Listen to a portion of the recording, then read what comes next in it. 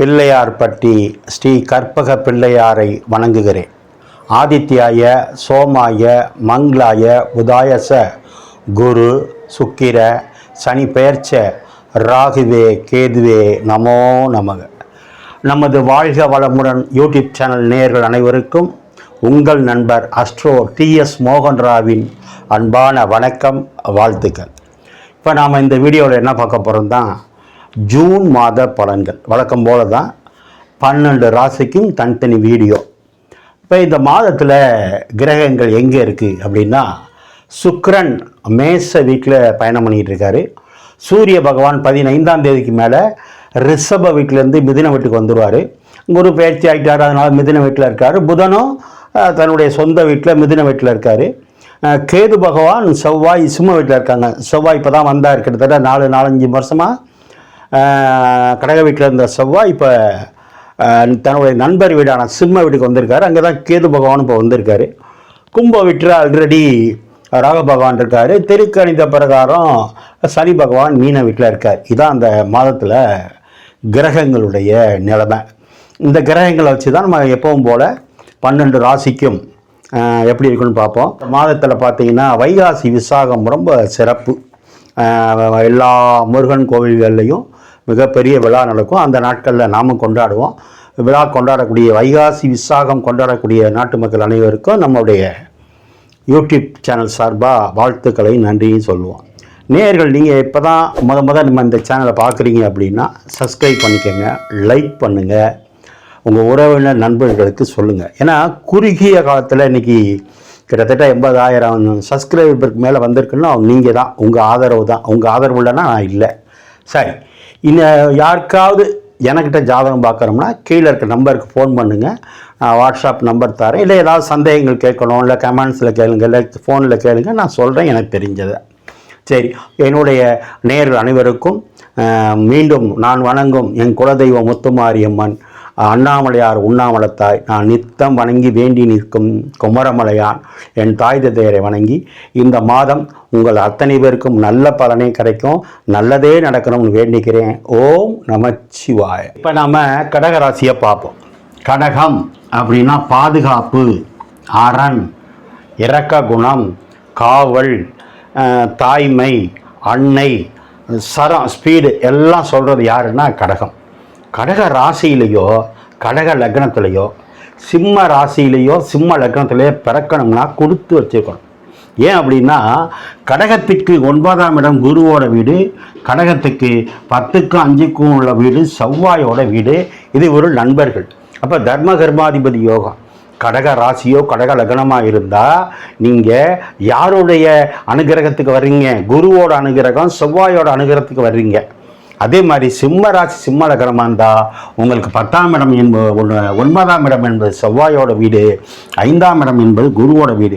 அதனால் இந்த ராசி லக்னங்களில் பிறக்கிறவங்க கொடுத்து வச்சவங்க. சரி, அதை ஒரு நாளைக்கு பார்ப்போம். இந்த மாதம் கடகத்துக்கு எப்படி சார் இருக்கும் அப்படின்னா, கடகராசிக்கு ராசிக்கு பணத்தை கொடுக்குற கிரகம் சூரியன். அவர் எங்கே இருக்கார்? அவருக்கு 11ல் இருக்கார், உங்களுக்கு 12ல் இருக்கார். தனம்னு சொல்லக்கூடிய கிரகம் குரு, அவரும் 12ல் இருக்காரு. தனஸ்தானாதிபதி சொல்லக்கூடிய சூரியனும் 12ல் இருக்காரு. விரையாதிபதி புதனோட சேர்ந்து இருக்காங்க. 3 புதன் தொடர்புகள் ஸ்தானம், சுய முயற்சி சேர்ந்திருக்காங்க. அப்போ என்ன அர்த்தம்? மறைவு ஸ்தானத்தில் இருந்தாலும் தனஸ்தானத்துக்கு லாபம். அதே மாதிரி என்ன அர்த்தம்னா ஒன்றும் இல்லை, இந்த ஒரு மாதம் வெளிநாட்டு பணம் வரும். வெளிநாடு டூர் மாதிரி போயிட்டு வருவீங்க, அதாவது வெளி மாவட்டம் வெளி மாநிலத்திலேருந்து வரவு வர்றது அல்லது பழைய பாக்கி வர்றது. 12ஆம் இடம் அயன சயன போகஸ்தானம் சொல்கிறது. 2 சுபகரகம் இருக்குது. அப்போ என்ன அர்த்தம்? தனஸ்தானாதிபதி அங்கே இருக்கார். வராத பழைய பாக்கி இந்த பணமெல்லாம் உங்களுக்கு வரும். அப்போ என்ன அர்த்தம்? வெளியில் போகணும்னு அர்த்தம். உள்ளூரை விட்டு வெளியூரில் போகணும் இந்த ஒரு மாதத்துக்கு. இல்லை அப்படி ஏற்கனவே வேலை பார்க்குறேன்னா வருமானம் உண்டு. சரி, அடுத்து வாக்கில் யார் இருக்கா? செவ்வாய், கேது. அப்போ என்ன? பேச்சு மட்டும் அளவாக பேசணும், நிறுத்தி பேசணும், கோபமாக பேசிடக்கூடாது. சிம்ம ராசிக்காரங்க கடக ராசிக்காரங்க ஸ்பீடாக பேசுவீங்க, கோபமாக பேசுவீங்க, அதெல்லாம் உண்மை தான், அது நல்லது தான். ஆனால் செவ்வாயும் கேது சேர்ந்து இருக்கும்போது பல்லுக்கோ கண்ணுக்கோ மருத்துவம் வரும். அதாவது பல்லில் ரத்தம் வர்றது, எகிரி வீங்கிக்கிறது, கண்ணாடி மாற்றுறது, கண்ணில் தூசி விடுகிறது, குச்சி குத்திட்டே இதெல்லாம் உண்டு. அதில் கவனம். ஆனால் பேசி தொழில் பண்ணுறவங்களுக்கு நல்லது. செவ்வாய்னா வேகம், கோபம், அது எங்கே இருக்குது? 2ல் இருக்குது. அப்போ பேச்சு அளவாக பேசணும். ஆனால் பேசி தொழில் பண்ணுறவங்களுக்கு ஜோதிடர்கள், ஆசிரியர்கள், லாயர், வழக்கறிஞர்கள், மேடை பேச்சாளர்கள் இவங்களுக்கு நல்லது. சரி. ஆனால் சிம்ம வீட்டில், சூரியன் வீட்டில் செவ்வாய் இருந்தால் சொத்து வாங்குவீங்க, இடம் வாங்குவீங்க, வண்டி வாகனங்கள் வாங்குவீங்க. அதில் எந்த பாக்கியம் இல்லை. அப்பானால வருமானம் உண்டு, அப்பானால சொத்து சுகம் உண்டு, அம்மானால வருமானம், அம்மாவுக்கு யோகம், அம்மா அப்பா மக ஒற்றுமை நல்லா இருக்கும். எல்லாத்துக்கும் மேலே பாக்கியஸ்தானத்தில் எந்த ஒரு கிரகம் இருந்தாலும் அது நன்மை தான் பண்ணும். ஆக சனி பகவான் எங்கே இருக்காரு? உங்களுக்கு ராசிக்கு 9ல் இருக்கார். 9ல் இருக்கலாமா? இருக்கக்கூடாது. சந்திரனுக்கு 10ஆம் இடம் செவ்வாய், அவர் 2ல் இருக்காரு. 11 சூரியன் 10ல் இருக்கார். சுக்கிரன் 10ல் இருக்கிறது நல்லது நல்லது நல்லது. தொழில் ஸ்தானத்தில் லாபாதிபதி, தனஸ்தானத்தில் செவ்வாய், தனஸ்தானாதிபதி 12ல், குரு 12ல். அப்போ மறைமுகமான வருமானம், லாட்ரி யோகம், ஷேர்மார்ட் யோகம், வெளி மாவட்டம் வெளி மாநில வருமானம் உண்டு. 5 குடைவன் உங்களுக்கு 6 குடைவன் குரு தான். அவர் திரும்ப அங்கேயே பார்க்குறாரு. எங்கேருந்து பார்க்குறாரு? 12ஆம் இடம் மறைவு ஸ்தானத்துலேருந்து பார்க்குறாரு. 6 அப்படின்னா ராசிக்கு 6 மறைவு. நீங்கள் செய்கிற தொழில், போகிற வேலை எல்லாம் 6. அது திரும்ப 12லேருந்து 6 பார்க்கும்போது நல்ல ஜாப் கிடைக்கும், இடமாற்றத்தோட ஜாப்பு, ப்ரொமோஷனோட ஜாப் கிடைக்கும். ஆனால் 6ன்னா விரயமும் உண்டு, நோய் உண்டு, கடன் உண்டு, எதிரி உண்டு. அதில் கவனம். நீங்களா பேசி ஒம்பது தரக்கூடாது. ஏற்கனவே யார் இருக்கா? செவ்வாய்.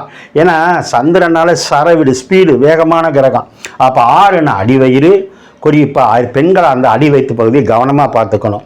Right sir. 8ல் ராகு இருக்கே. பொதுவாக 8ல் ராகு இருக்கக்கூடாது. 8ன்னா மர்மஸ்தானம். அப்போ ராகுன்னா அரிப்பு, கட்டி, கொப்பளத்துக்கு வருவார். அப்போ என்ன பண்ணிக்கணும்? ஸ்கின், தோலுக்கும் ராகு வருவார். அப்போ உங்கள் வண்டிக்கு டயர் மாற்றுற மாதிரி இருக்கும், டீம் மாத்திர மாதிரி இருக்கும்.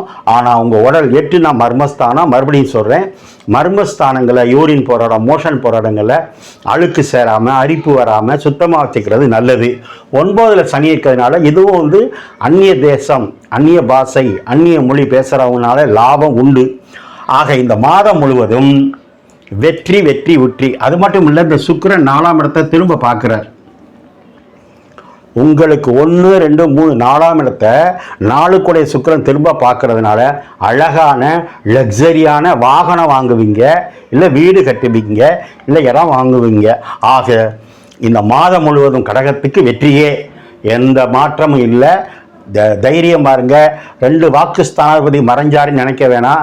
மறைந்திருக்க பொருள்கள் கிடைக்கும். மறைஞ்சிருக்கிற அறிவு அமானுஷ்ய சக்தின்னு 8, அதில் ராகு இருக்குது. அப்போ இந்த மாதம் ஒரு விசித்திரமான ஆராய்ச்சியில் ஒன்று ஈடுபடுவீங்க, அதில் வெற்றியும் அடைவீங்க, பணம் வரும், கல்யாணம் பண்ணலாம். இதுக்கு சம்மந்தம் இல்லை. ஏன்னா உங்களுக்கு 6ஆம் இடத்தையும் அதே குரு 4ஆம் இடத்தையும் அதே குரு 8ஆம் இடத்தையும் பார்க்கறதுனால திருமணத்துக்கு தடை இல்லை, எந்த மாற்று கருத்தும் இல்லை. 3ஆம் இடங்கிறது உங்கள் தம்பியை சொல்கிறது. அது 12ல் இருக்கிறதுனால தம்பிக்கு வெளிநாட்டு யோகம், வேலை வாய்ப்பு உண்டு. 3ஆம் இடம் என்கிற மாமனார் கூட சூரியன் குருவும் இருக்கிறதுனால மாமனாருடைய சொத்து நல்லாயிருக்கும், அது உங்களுக்கு கிடைக்கிறதுக்கு வாய்ப்பு இருக்குது. அதே மாதிரி 10 அப்படின்னா அத்தை, மாமியாரை சொல்கிறது.